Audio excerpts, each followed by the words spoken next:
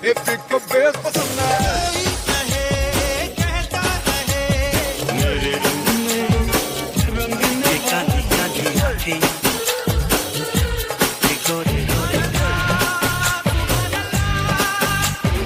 everybody, you're listening to the Khandaan podcast by the You Podcast team, a bi-weekly podcast revisiting the movies of Aamir Khan, Salman Khan and Shah Rukh Khan. Every show we pick a random year from 3 decades of collectively 300 films the Khans have done and let our listeners vote which movie we should talk about. So it's entirely up to you. Pick a team, make a vote, take us down nostalgia lane, punish us, or make us reassess a movie we dismissed. We love the Khans, most of us, sometimes. And we would love for you all to be part of our Khandaan, because when it comes to the Khans in Bollywood, nothing else really matters. So yeah, you are listening to the Khandaan podcast. I'm joined by Amrita and Sujoy. Hi guys. Hello. Hi. And welcome to our first official episode. The first one was kind of a primer, or kind of a warmer for you guys. So let's get going. The first movie we're talking about in these debut episodes we're going to be doing is 1988's Qayamat Se Qayamat Tak. Oh, guys, I mean, I'm kind of glad we're starting with this one, and I have to be honest, I had not seen this movie. This was the first time I'm seeing it, for this podcast, so which is fun, and it kind of, strengthens the, theory Amrita had initially that I'm not really an Aamir Khan. I'm just tell people I am because of, I don't know, intellectual points or something like that.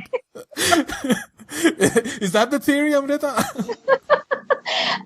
Yes, fake Aamir Khan fan.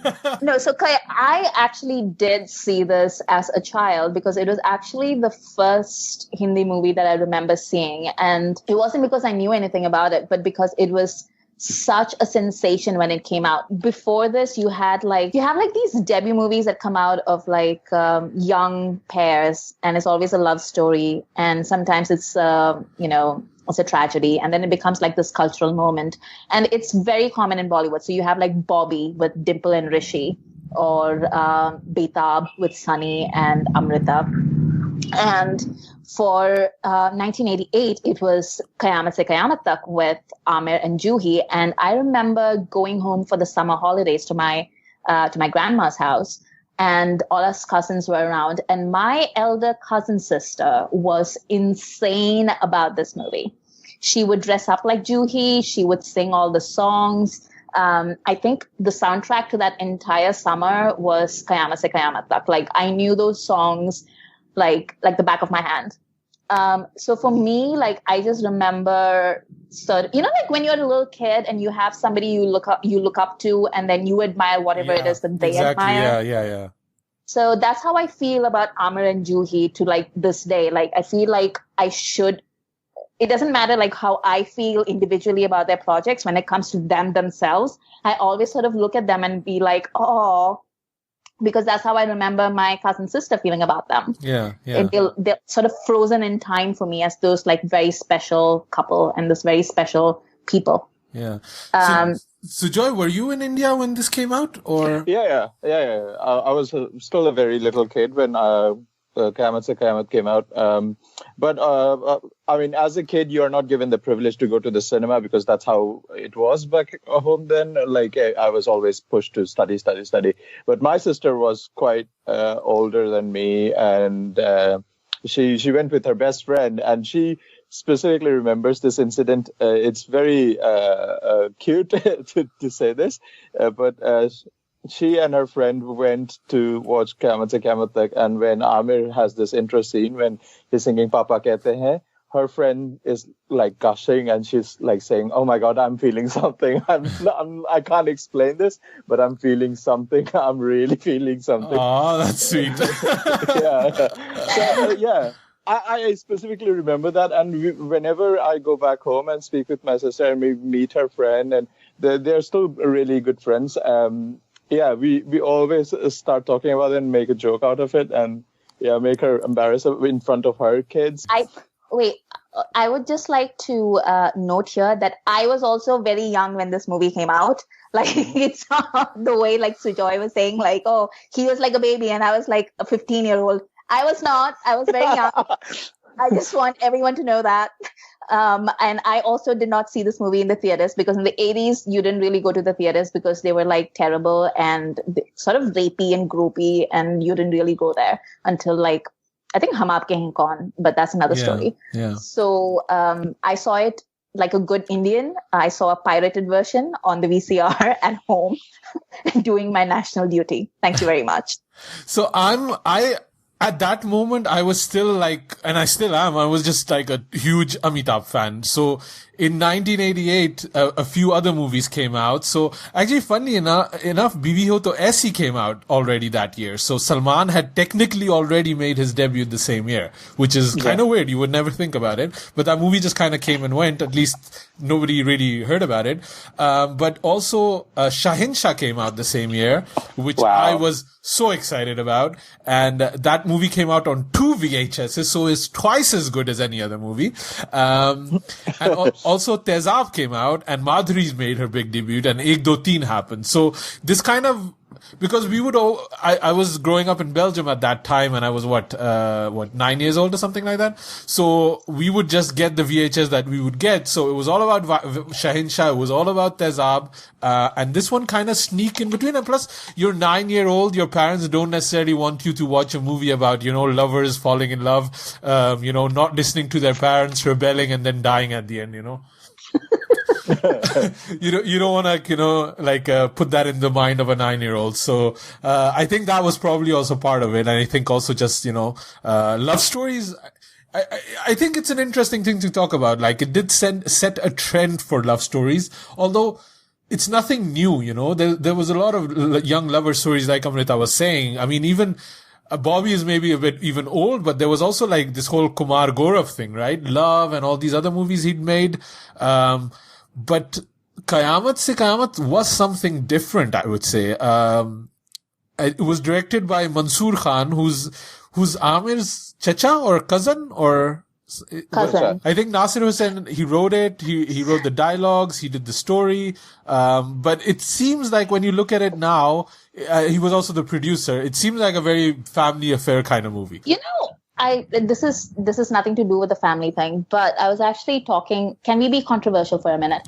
I was actually talking to somebody on Twitter, and I was sort of, we were like talking back and forth about the Padmavati controversy and everything. And we were kind of wondering what would happen today if they made this kind of movie about like a boy and a girl from like a very specific community running away together and then living without being married and then dying and stuff. Like, would that be controversial? I don't think they would need to die anymore in this age, right? Like, or they would be killed. Okay, Serat. I was just thinking of Serat while I was talking that. I was thinking about Love, Sex and Dhoka. Yeah, or even that terrible movie with Sushant Singh and Vani Kapoor and what was that one called? I don't know. I feel like anybody these days can just say anything about stories that people have been telling for like a very long time. Like this, literally, like I was just looking at the Padmavati, the whole issue as it is, and then like the fact that S. Durga, like Sexy Durga, was like banned in India just for its title. I mean, these are like really stupid, really regressive things to happen. And I don't really know, we were talking in our last episode about like how long the Khans are going to go on. I don't know how long Bollywood's going to go on if like this is how we're going to go. Yeah. People are out here like saying like, oh, why don't people make Inception? Why don't people make like, all these Hollywood movies? And I'm like, bitch, have you seen like with the kind of trouble they get into by making things like Dilwale? Like, are you out of your freaking mind? Yeah. Actually, the movie we're talking about was Shuddh Desi Romance. Yeah, that's the one. Oh yeah. Uh-huh, also, was this the first movie that has the first acronym movie? Like, because this was known as like QTQS, right? QSQT. Yeah. Is this the first one? Because after one, we've had so many more, K3G and all that kind of thing. But I think this is probably the first acronym movie. Yeah, maybe. Nobody calls Yadu Ki Barat like YKB. Or Amar Akbar Anthony AAA or AAA or anything. So, I mean, like, let's just go with first thoughts. Sujoy, man, let's start with you. You'd seen this before?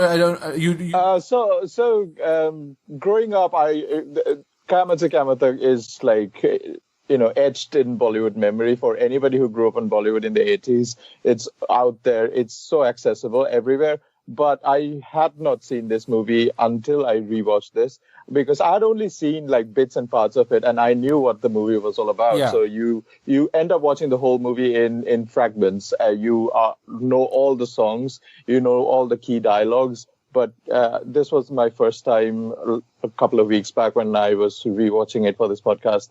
I thought for an 80s movie, you always think like 80s movie would be like really terrible to watch. But I think considering it's an 80s movie and how I was first very happy on how it was preserved. The quality of the picture was really great to begin with.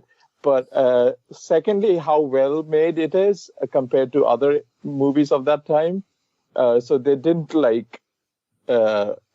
compromise on anything.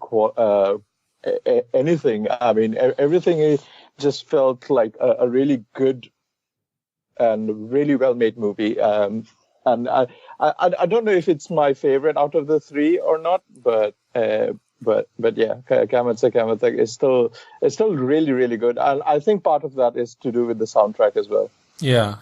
I'd forgotten how amazing the soundtrack is. Yeah. Every single song, it was like coming home just listening to it. And Juhi, man, everything that Sujoy said is true. It's a really well-made film. It stands apart from the kind of movies that were being made at that same time, which were kind of trashy and, Dharmendra was making all these movies called Khuni, Zulm, and Khoon Pi Jaunga and all these kind of movies. And then those Qayamat Tak, and they're two really fresh-faced cuties being all oh, we love each other. We don't want to hurt anybody. Let's run away and live together in our little hut that we've built. And we'll sleep in separate hammocks. And I'm no! Have sex, you're gonna die. Yeah. But Juhi is a revelation. For her first movie, she just nails that character. Maybe it's just who she was in real life, and he just was able to, Mansoor Khan was just able to bring that out on film. I don't know. But Juhi is, she's shy, but she's also willful. She's a little bit scared, but she's also brave. And she's sort of innocent, like a little newborn fawn, just sort of going through the forest, singing that song, and she's just delightful to watch. I mean, Juhi blew me away in this movie, honestly. I always loved Juhi Chawla, but seeing this first movie of her, she overshadows Aamir. It's amazing the difference, how much screen presence she has, how much of a star she is, and there's just a general warmth to her that I don't think a lot of other actresses even have been able to have as much as she does, and here it's a bit more in a raw form, but hi Allah Juhi Chawla, that's what you constantly saying, and it's she's amazing, man. And it was just funny that I kind of went back to watch these old Lehre interviews she did, and how they kind of launched this movie and how much trouble they had with it, because it was a new director, it was a production house that hadn't really had a big hit in a while, it was a new music composer, two new stars nobody had ever heard of. I mean, Juhi had done some movies in the South, but at that time it wasn't that there was that much crossover, and Aamir was literally going to he was stopping rickshawalas and asking them to put a poster of his movie in the back of the rickshaw. With Raj Zuchi. With Raj Zuchi, yeah. Which and I mean, this movie is a who's who of every kind of, there's so many people in there that later have become, much more prominent actors or character actors or theater actors, and there's so many of them, and all these faces come back in all these fresh, they don't have a beard or they don't even have facial hair at that moment, and it's just amazing what kind of time capsule this movie is. And also just the fact that, it just makes you think what you were saying, Amrita, can they remake this movie? But even, how did they make this movie, right?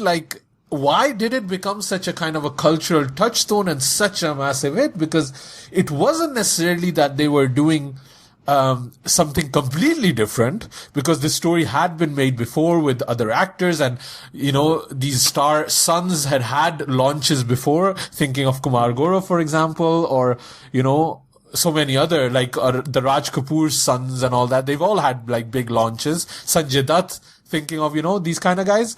But it just kind of hit a cultural touchstone like no other movie touched at that time. And funnily, I was thinking about it, but at the same time, or actually a couple of years ago, something in America was happening at the same time, and it was a lot of the John Hughes movies that happened around 85, 86. So, you had like 16 Candles and The Breakfast Club. These kind of came all out in 85, 86. And then Qayamat came out in 88. So I wonder how much of an influence that was, that there is a youth market that is, consumer ready, has money, and you can really aim a movie solely towards them and make it work. I don't know. I'm wondering if this movie got so popular because it was completely different from anything that come out before, or was it because it was kind of the same thing, but it was just the right time, because kind of the youth in India, Pakistan, and all these countries was kind of, reaching an age where they wanted their own movie, they wanted their own fashion, they wanted their own stars, where, Amitabh or whoever else were more kind of the actors of their childhood, or the heroes of the previous generation. I don't think Qayamat Tak actually made that much of a difference to Aamir in the long run. Because if you look at like the movies that he did after that, like what was the next big movie that he did? Like I can't. Dil. No. Oh yeah, Dil. Yeah, the big one you mean? Which was like what? Was it like 2 years later? Yeah. Yeah. So it wasn't like overnight success for Aamir. It's not like QSQT came out and everybody was like, yeah, we need an Aamir film like today. He really had to work towards that. But I think the 88 was QSQT, and then 89 I think was Chandni. Mm-hmm. Am I right? I think so, yeah. So I think that was just like at the end of the 80s, and it had been just so relentlessly violent. Like even the love stories were pretty violent. Like QSQT did have like a pretty violent element to it. Like those people are like out there trying to kill them, and like at the end, they have that little fight, and then she gets killed. I mean, it's pretty bad. Spoilers. 30 years later. But it's like, I think, like what Yash Chopra was doing at the same time, I think he just basically looked at things like QSQT and stuff. And, everyone talks about how Yash Chopra saved Bollywood and like he brought back romance to Bollywood and stuff. But I think he actually looked at the kind of movies that were being made, and he saw that QSQT was probably one of the biggest successes that had come out in the recent past. And he kind of figured out like, yeah, maybe it's because like you have these two little cuties who are like in love and who are like trying to do something nice instead of like the constant like rape and violence parade that was going on. Yeah. All these movies have rapes in them, or potential rapes. It's crazy, isn't it? Like, all of them. And it's funny also because like Qayamat I'd never seen, but Deewana and Maine Pyar Kiya, which we were talking about at a later episode. But because a lot of these movies we were watching like on a shitty VHS, they used to be edited and whole scenes and segment used to be cut.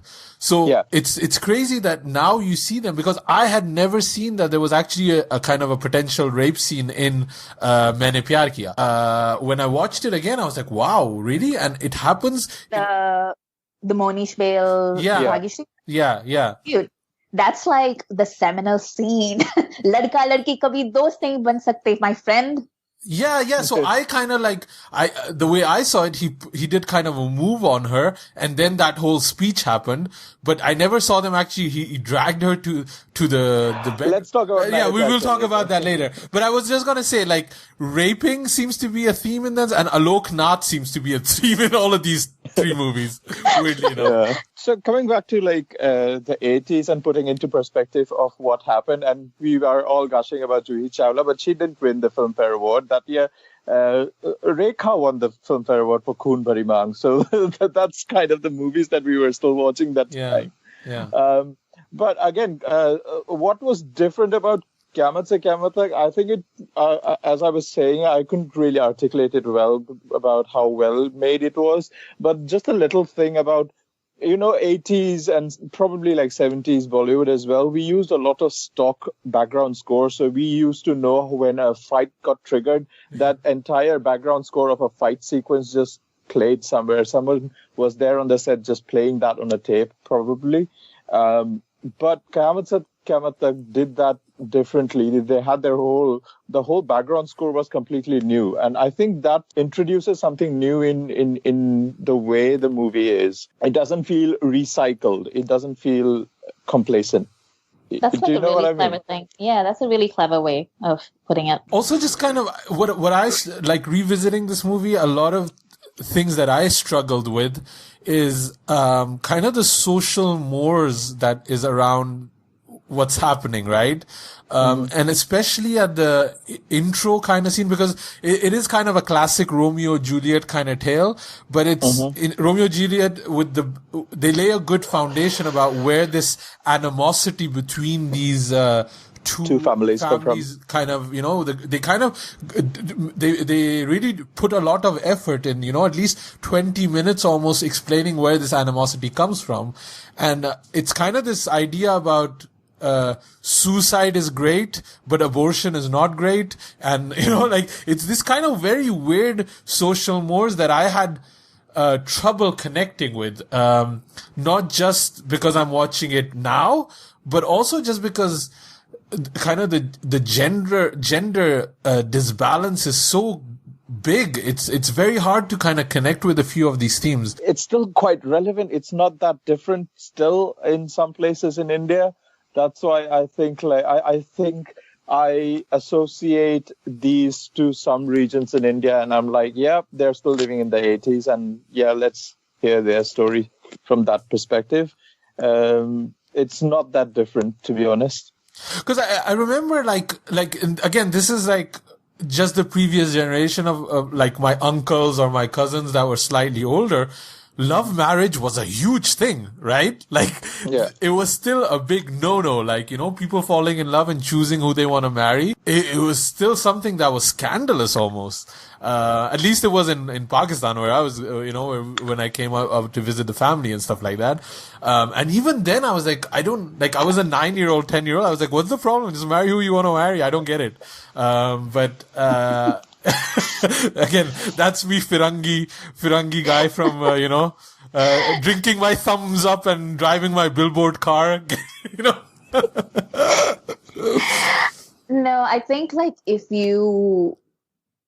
I think the whole gender thing in the 80s in Bollywood was just so terrible that I think QSQT was probably the least offensive of all the movies that came out that decade.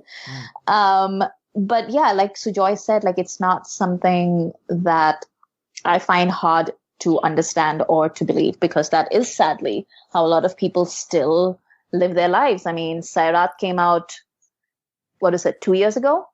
Yeah. So and it's being remade. By the way, can we just agree that that movie should not have been remade by Karan Johar? And I'm sorry, I'm just judging it before it's even started shooting, but oh my God. But anyway. Rather than Karan Johar, the director who's made Humpty Sharma, oh my God, no. We're going to have so much fun watching Rambo starring Tiger Shroff and Sairat starring Janhvi Kapoor and Ishan Khattar. But, can I take a controversial approach here and say that I don't mind it? Of course. I have not vocalized my opinion about it because I honestly don't mind. I see a lot of my friends and are hating this movie. But I don't mind it because the same reason why I think somebody posted about, look at this Malayali movie and look at how Bollywood is treating the same movie, and they were talking about Tiger Zinda Hai and this South Indian, Take Off, and it was supposed to be about how I think the idea is that Bollywood is vapid and superficial or commercial or something like that. But I think that the thing with Karan Johar is he fully embraces that commercialism, right? It's going to be an entirely different product. It's going to be basically a star launch. It's going to be, having an item number in it and kind of, and I don't think Sairat had any of that as much as I honestly still believe that there's a lot of people that will never watch Sairat that will now watch, whatever that new movie is, the remake of it. And the other thing is also, it doesn't take away anything from Sairat. If you love that movie, it's on Netflix. Go watch it. I have it on my watch list for like 2 years now. I still haven't watched it. See, this is why you're a fake Aamir fan, Asim. Because a true Aamir fan would have been like, no, Sairat should never be remade. Yeah, because this is the Aamir episode, we can kind of get into it. I think this cerebral idea of Aamir is a bit exaggerated. I don't think he's making a Sairat, man. He's just making, he's making slightly better thing, but it's still like I think he learned his lesson with Peeply Live, where Peeply Live, he went a bit too overboard, and he was like, okay, let's pull it back, and... Yeah, we need the money. Yeah, we need the money. We need the Tare Zameen Pe. I mean, there's still an idea and a thought behind his movies, but he's not going down it's so indie and, small budget. He's not doing that. I don't agree with that. He's still touching kind of a commercial kind of space still. He's adding a bit more to it and he's putting more thought to it. But, he's not making like some regional indie movie either. It's not that cerebral, honestly. I mean, I could discuss this at length, but I won't because we don't have 2 hours for me to talk about my problems with Aamir. But we'll be talking about him a lot, so we'll still have a lot of chances there. We'll have like tons more chances for everyone to hear about all my problems with Aamir. I have a theory that I kind of figured out while I was watching this movie. I think Aamir understood that his heroines are always better than him. Because just think of the movies, the early movies he's done, right? And then I think he made a conscious effort to recenter the movie around him. Otherwise it was just not gonna work. And even in the recent movie that he does, or the older movies he's done, you can kind of think about it, right? If you think about revisiting Qayamat Tak, Juhi is definitely the standout here.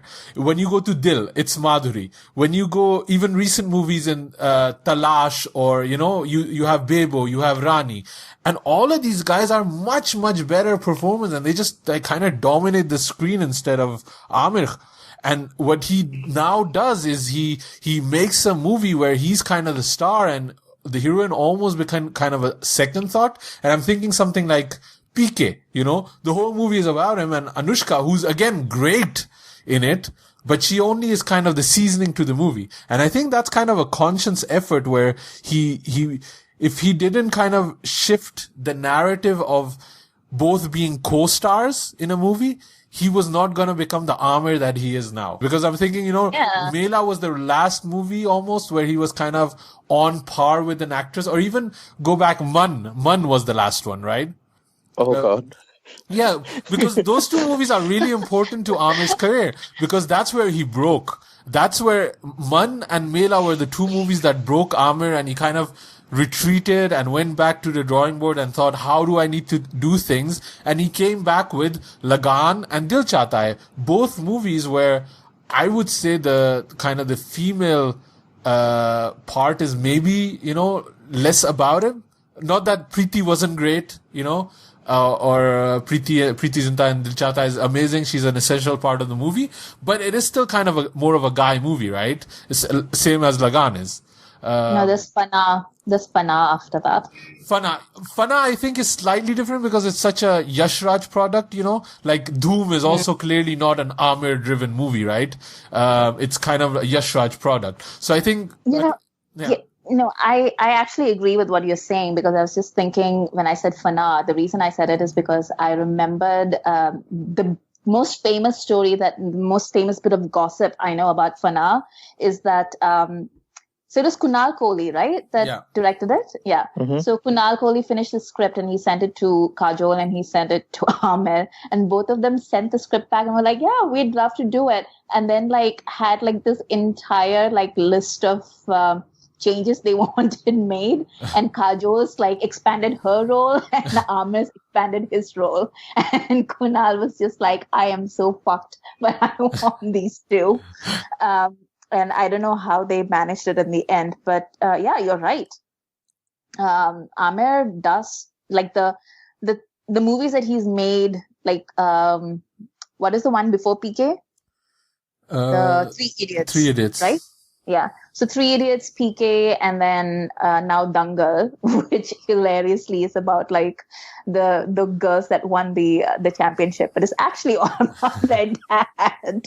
So yeah, like I can see that, like he's sort of, but he's working out, like you said, he's being very smart about it. Like the thing with Aamir is that he can look at the end product. Like I feel like Salman and Shah Rukh to a great extent, they're sort of emotionally driven by what it is that they're doing. So they're stars. So they're looking at the people they're working with. They're looking at how this makes me feel, how this makes me look, and all that kind of stuff. Whereas Aamir is looking at the project and sort of like, he's playing chess while the others are playing checkers, basically. Yeah. Ooh, nice analogy. Yeah, and he can like look at a script and he can actually like, I bet, I don't know if Aamir will ever direct a movie, but if he ever does, I bet it'll be like a really great movie. Like I feel like that's the approach that he takes to a project. Whereas like Salman, like I know Salman wanted to be a director or whatever. He talks about it all the time. But I don't know if he has a temperament to like be a director. But I feel like Aamir would. Yeah. No. Aamir direct Tare Zameen Par. Ghost director, right? But these rumors have been around for such a long time about Aamir, right? That he ghost directs his movie. Even like a lot of people talk that say that about Rang De Basanti and Mankal Pandey and all that kind of thing. So I think he's just very, very involved with the product, right? I don't necessarily feel he maybe directed. He did direct officially? He did direct it, or how? Let me see the credit on it. He did. No, he did. He did. He did? Like IMDb says he's the director of Tare Zameen Par. Amol Gupte is uncredited. So wow. Yeah. Which we all know is not true, right? We all know that, right? No, but I feel like I'm sure Aamir is super duper involved. Like I've read that book that talked about the making of Lagan. Yeah. And it really was like, he's like involved in every tiny little decision that went into it. And it kind of tells like, how Ashutosh Gowariker, like the movies he made before and after Lagan, you can kind of tell the Aamir influence in Lagan. Like you can just tell where things are a little bit tighter than it is in like other parts in other movies that he's made. But anyway, I think, like I was listening to, or I was reading Rishi Kapoor bitch about Sanjay Leela Bhansali and about Anurag Basu and about how like Savaria and what's that movie that we liked? Jagga Jasus. Jagga Jasus, right? The three of us, the only three people that liked it are now on this podcast together. मैंने 20 बार देखी है. So that makes it what 22 times. So you only 20 बार देखी and then the two of us. Anyway, so I feel like all of them do this, at some point, like, they all feel absolutely free after they reach a certain point in their career to basically look at a movie and be like, this part is not working, that part is not working, let's do this together. Yeah. Like, I remember Om Shanti Om, and I remember, like, there's behind the scenes, like, not behind the scenes, I think it was like an interview of some kind where like Farah and Shah Rukh were talking about editing the film. Now, the editor of that film was Shirish Kundar.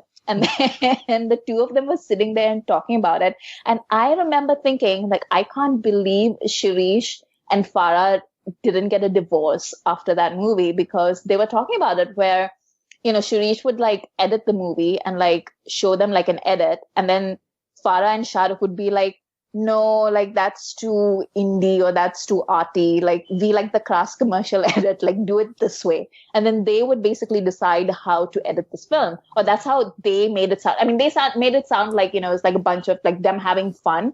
But I can just imagine what it must be like to go to school, to become, to train, to become an editor, and then sit there and have like two people who are not editors like tell you, no, don't do it that way. Do it this way. Like I would go insane if somebody was sitting like, over my shoulder, especially my wife and her asshole best friend, who's also the star of the movie, who's like, no, don't do it that way. I know your job better than you do. And, Om Shanti Om was a great hit. Like it was a big hit. And obviously Farah and Shah Rukh knew what they were doing and all that. So don't come for me, Shah Rukh fans. But yeah, I feel like everyone does it. It's not just Aamir. It's just that Aamir is probably better at it than all the others. Yeah. Another question I kind of had for you guys. It's, I think, why are Juhi and Aamir not as big as Kajol and Shah Rukh Khan? Like you have these kind of couples together, right? Like there's just some magic towards it. It's partly manufactured, partly there's also just kind of an ease that these guys have with each other by doing so many movies. Aamir and Juhi have done so many movies together, but there's still, you would never, you don't think of Aamir and Juhi together like you think of Kajol and Shah Rukh, right? Any thoughts why that is? Again, going back to that Lehre episode, because I think it's a Lehre interview in the house of Juhi Chawla. You can find it, I think, on Lehre Retro, if you search it on YouTube.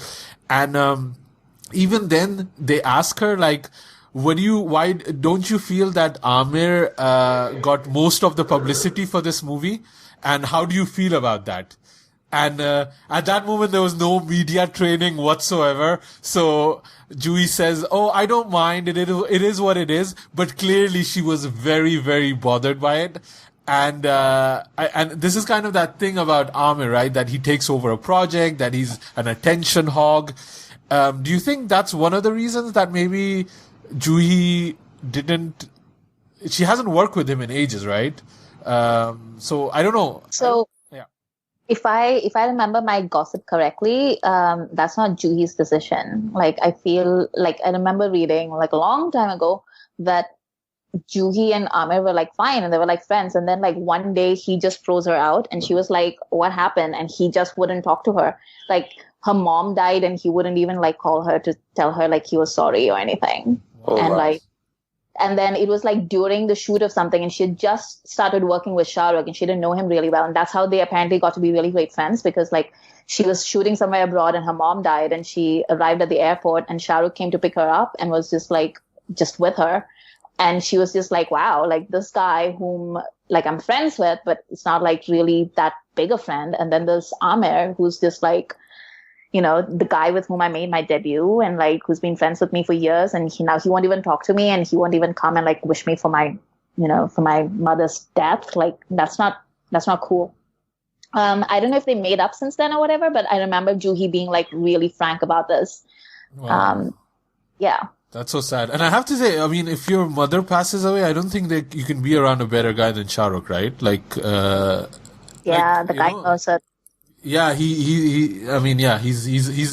seems to be kind of somebody very supportive, and he's been through those kind of things himself, and it's been a big theme in his career. So yeah, that's really sad. That bums me out. Yeah, okay. Yeah, because from a fan's perspective, who doesn't know the inner workings of the industry and what happened behind when the cameras went rolling. So Aamir and Juhi did a string of movies together after their debut, which really didn't recreate the magic of what happened until like Hum Hai Rahi Pyar Ke happened probably. And then after that, as you said, Aamir kind of shut out Juhi from his life altogether. So they didn't do any movies. And then after that came Shah Rukh, and they did Raju Ban Gaya Gentleman and all that. And they even started their own company together. So it became a Shah Rukh and a Juhi thing. Yeah. So it's kind of like it's not as memorable in people's memory as a Shah Rukh and a Kajol movie was probably in the 90s. So yeah. Yeah. But also, like, let's not pretend like either one of the other Khans can do romance even half as well as Shah Rukh. Like, that guy is like, it doesn't matter if he's with Madhuri or with Juhi or with Kajol. I mean, with Kajol, he was just electric. And it was like that double whammy of like, not double whammy, it was like a triple whammy or something. It was like Bazigar and then DDLJ and then Kuch Kuch Hota Hai, like all like one after the other. Yeah. But yeah, like Shah Rukh can romance. Like, he's a very charming guy on screen. Yeah, he can romance a tree. I have always said it, and he can do it. So Aamir and Juhi's last movie together was in 97. It was Ishq, actually. Okay. And terrible movie. So maybe it's something, one of the reasons why they didn't want to revisit that kind of chemistry. But, it's just something that kind of, when I was watching it, I was like, they could have made something together, but maybe Aamir, he just wanted to kind of, it supports my theory that he wanted to center the movies around him. And in that space, Juhi didn't have any space in the movie, maybe. But yeah. What else? Anything else we want to talk about Qayamat Tak? We haven't really talked about the movie itself, right? We talked about Aamir more than anything. What about the movie itself? What did you think kind of cause there's a lot of these weird things happening, like, Faisal Khan is a rapist. Yeah, I didn't know Faisal Khan was in this. This is Aamir's brother. Who got a launch a few years later that came and fizzled. But he's wearing Rangila's clothes pretty much, and he's out there trying to rape Juhi Chawla. So yeah, he's in the gang. He's one of the gangs, yeah? Yeah. Yeah. And it's funny because, these guys are like, the bad guys and the good guys are so good. They're like, they're having campfire songs and they're singing Oh Susanna and all this kind of thing. It's just hilarious. Like, what kind of like saccharine sweet world it was in. They have like this college dance together where there's like a little cameo of Aamir's actual wife and he's romancing her for a moment. There's a lot of interesting things happening here, right? Alok Nath is in it. Dalip Tahil is in it. I think Alok Nath was just born like 100 million years old. My uncle used to call him Pedaishi Buddha. Like, he has a few of these guys that he just calls like even if they were in college, they look like they were in their midlife crisis. Like, poor Alok Nath, man. He's like always the Babaji, and he's clearly like this movie has the worst old age makeup ever. Like, nobody is as old as they're portrayed. So they all have that white streak in the hair. And Alok Nath pretty much has been, like playing grandfather roles when he started, and I'm sure he wasn't that old when this movie came out. Probably like our age or something like that. We are all past our sell-by date. Yeah, we're all past Alok Nath's Dada age, basically. But we still look good. We look better than Alok Nath did. Oh, there's Rima Lagu as well in this movie. Yes. I love Rima Lagu though. She didn't have like a very big role in this one, I felt. No. But, and she passed away last year, right? Or this year, I think. Yeah. That made me sad. I must say that really made me sad. She was kind of our age's cinematic mom, right? She was our Nirupa Roy, basically. That's the right name, right? I pronounced that correctly. Yes. Yes. She was kind of our age in Nirupa Roy, so I just kind of felt sad about that. She was great. You also had, the bad guy from Karan Arjun, who was kind of the problem. He's the one that had the affair with, Dalip Tahil's sister, I think, who was clearly the sacrificial lamb. She was gonna get pregnant and die within the first moment she said, "Bhaiya," There's also, the lady I always call Mera Shera.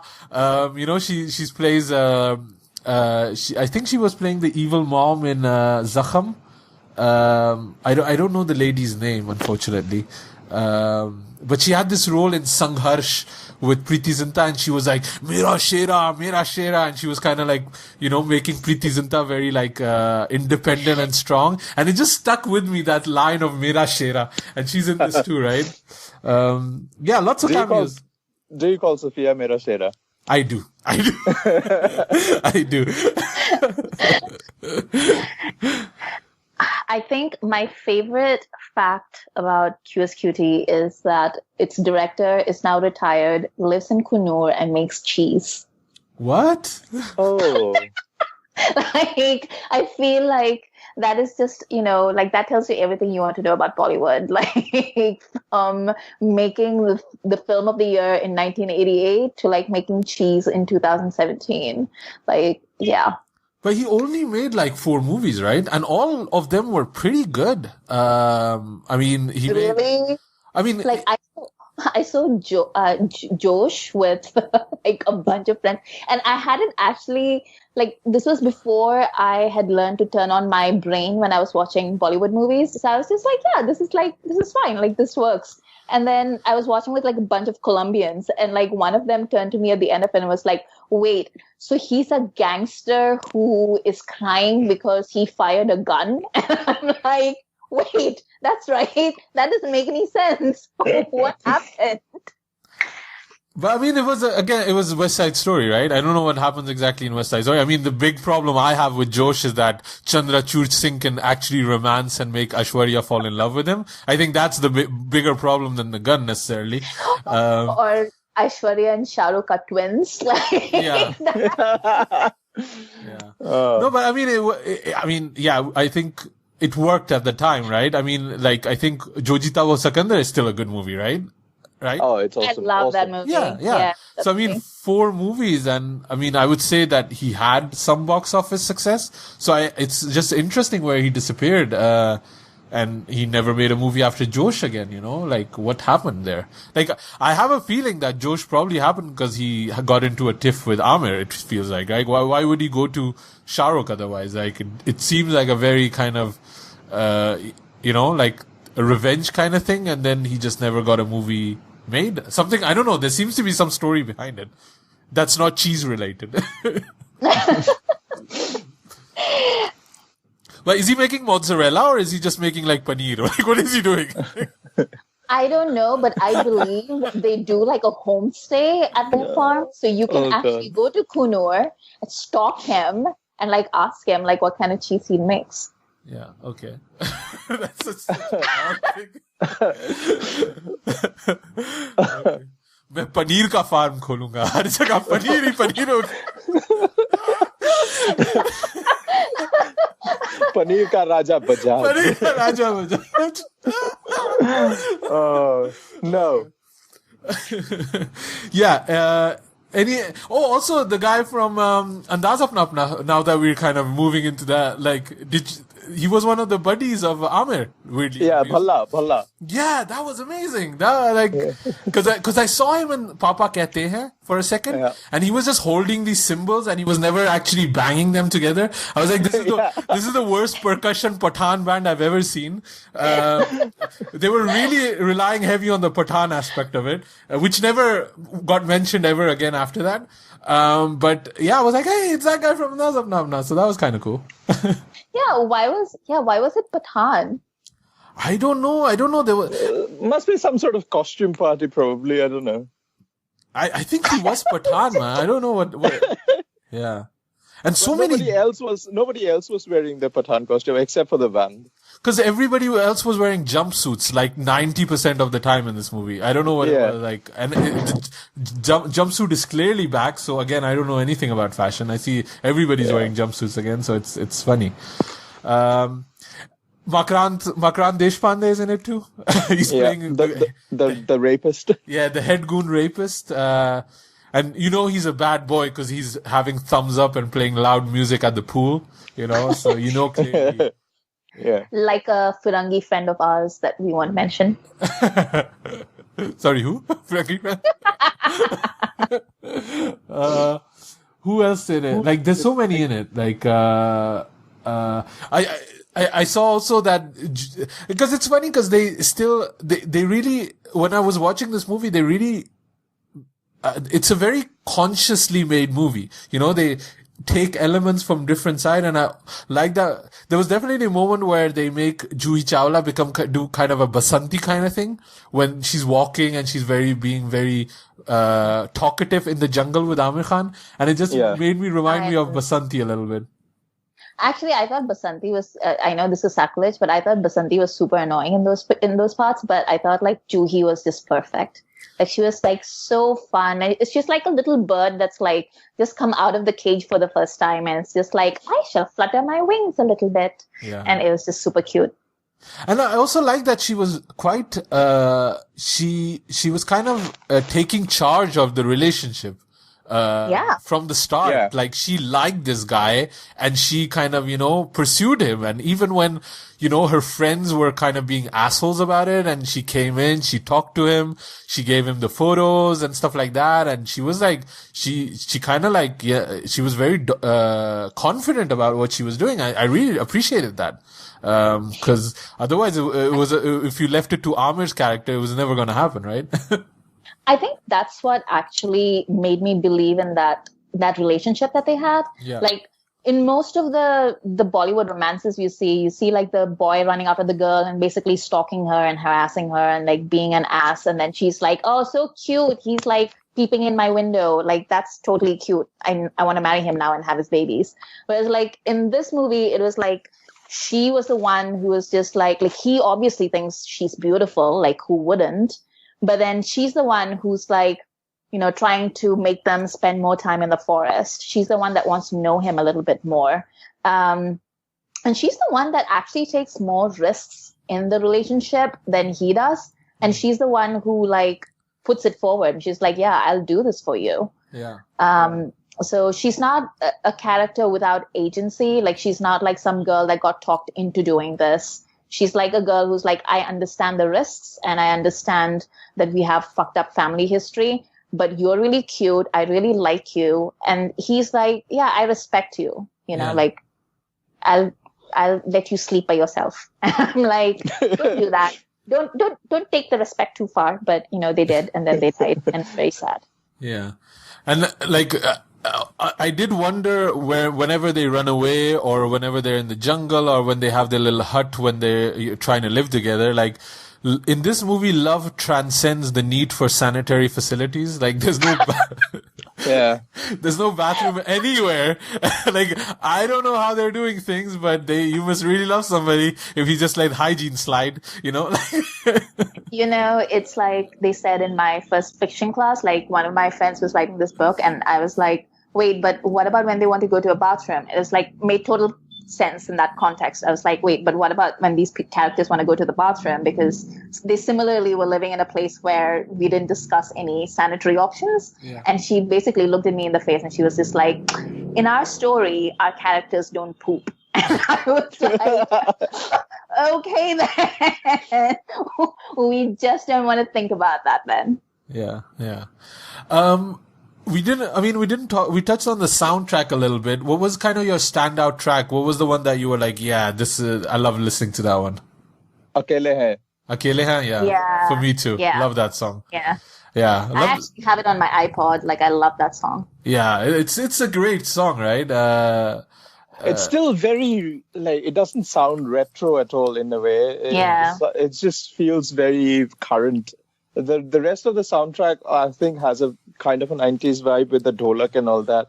But Akele Hai, it just sounds like this can be released today and it will be a massive hit. Yeah, I like Kasam Se too. Yeah, that too, yes. Again, because it's more Juhi, I think. I really like that one. Also to note, like, the whole association of Udit Narayan being Aamir Khan's playback singer started with this movie and it stuck, and I'm so glad that it did, because Udit Narayan is the voice for Aamir Khan and Alka Yagnik for Juhi Chawla. Yeah. Well, anybody can play back for Juhi Chawla and she'll make it beautiful though. Yeah, I mean, Papa Kehte is in there too, which was the song, right? I mean, Yeah, I mean, yeah, we're not disregarding that song, but it's too mainstream for it to be cool. Yeah. Mere Humsafar was good too, right? All the songs are good, right? All the songs are amazing. Oh no, we started with Amir. Sorry. It's still a really good soundtrack. It's and all of it original, right? Pretty much, right? Or so there are rumors, but on YouTube somebody posts a clip and compares it with the original, etc. So there was someone who compared Akele Hai to something else, and it did sound quite similar. Oh, did it? Okay. Yeah. But I mean, nothing that nothing, they didn't rip off Simon or Garfunkel or the Beatles or something like that, right? Nothing as blatant as Maine Pyar Kiya, so we'll talk to that. We will be talking about that. We will be talking about that. So, I mean, let's score this movie, on kind of three things, right? We want to talk about nostalgia, on fandom level. If you're a, Aamir fan, how much does it scale on that? And then is it still good, right? Is it, do you need to go rewatch Qayamat Tak, or can you let it slide? So, I think nostalgia factor for this movie is really, really high. Although I didn't watch it then, but I can imagine the people that did watch it, it really brings you back to that time with the fashion, with the social mores, the songs, who these guys were at that time. I think, it really hits that nostalgia spot. Fandom wise, I don't know. I don't think if you're a huge Aamir fan, that this is the movie that you love or cherish that much. And is it still good? I think it's actually still good. Again, as a kind of a time capsule, of movies of that time and kind of how Bollywood was really transitioning to more kind of a younger audience. I think it stands up there. What do you guys think? What do you guys think kind of on that 3 meters of where this movie stands? Amrita?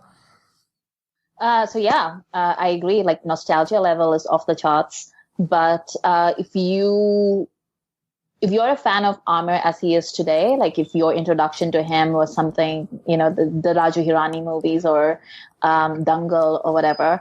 So if you're a Chinese fan and you're listening to us to hear, to learn more about your new favorite Indian star, then no, QSQT is not the movie for you, because it's very different. It's, it's from a different era. Yeah. But, like Sujoy said, it is a well-made movie. You can't say that about a lot of 1980s Hindi movies, sadly. But about this, you can. It's, if you want a young love story, if that's your jam, if you want to see a Romeo and Juliet kind of situation, then yeah, this is a well-made example of that genre. Sujoy? What are we talking first? Nostalgia factor? Yes, absolutely. More to do with the soundtrack rather than, and there are some pop culture references if you pick up young Alok Nath and young Rima Lagu and young Dilip Tahil, and everybody else is also young, including Aamir and Juhi. So a lot of nostalgia for all those people who grew up watching other Aamir Khan movies and you want to revisit. Yes. Fandom wise, not the greatest Aamir has worked in, so not really. And is it still a good movie? Yes, definitely. Yeah. I think, it's definitely, it's still good, but it's definitely kind of that, completist. If you want to be an Aamir completist, then you need to go watch it. But I think Juhi is great in this. So it's, if you want to be a Juhi completist, then definitely go watch this. So, yeah, absolutely. I agree with that. Yeah. So, again, I think this is a good first episode. Again, we picked out the random year, which was 2001. In that year came out Shah Rukh Khan with Ahsoka and Kabhi Khushi Kabhi Gham.